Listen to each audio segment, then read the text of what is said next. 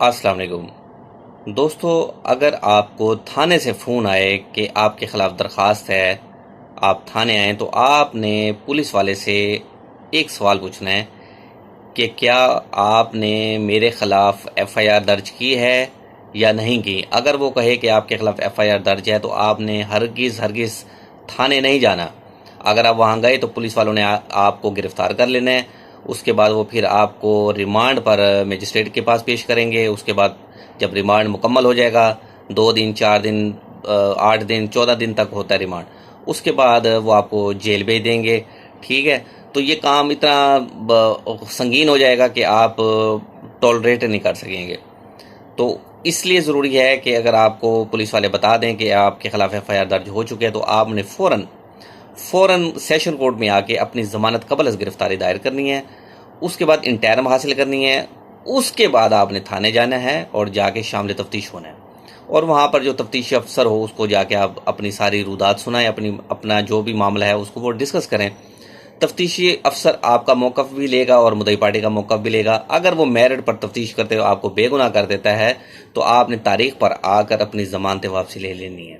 اگر تفتیشی افسر آپ کو بے گناہ نہیں کرتا بلکہ گناہ گار کرتا ہے تو آپ نے اپنی جو ضمانت ہے اس کو میرٹ پر عدالت میں سنانا ہے، اور جج صاحب تفتیشی افسر کی جو اوپینین ہے اس کے باؤنڈ نہیں ہے۔ جج صاحب نے ٹینٹیٹیولی اسیسمنٹ کر کے آپ کی ضمانت یا تو منظور کرنی ہے یا پھر آپ کی ضمانت خارج کرنی ہے۔ اگر آپ کی ضمانت منظور ہو جائے تو اس کے بعد پھر آپ ویٹ کریں، آپ کا چلان لگے گا، اس کے بعد آپ کا باقاعدہ ٹرائل شروع ہو جائے گا۔ اگر آپ کی ضمانت خارج ہو گئی تو پھر آپ ہائی کورٹ میں چلے جائیں، ہائی کورٹ سے ہی اگر خارج ہو گئی ہے تو پھر آپ سپریم کورٹ چلے جائیں۔ تو اگر سپریم کورٹ سے بھی آپ کی ضمانت خارج ہو گئی تو پھر تو آپ کو گرفتاری دینی پڑے گی۔ اس کے بعد آپ ضمانت بعد از گرفتاری دائر کریں گے۔ جیل میں جب آپ چلے جائیں گے تو اس کے بعد آپ بعد از گرفتاری ضمانت دائر کریں گے۔ یہ ہے ضمانت کا پروسیس۔ اب میں آپ کو بتاتا ہوں کہ ٹرائل کیسے شروع ہوگا۔ پولیس تفتیش جب مکمل کر لے گی تو 173 کی رپورٹ بنا کر علاقہ مجسٹریٹ کے سامنے وہ چلان پیش کیا جائے گا۔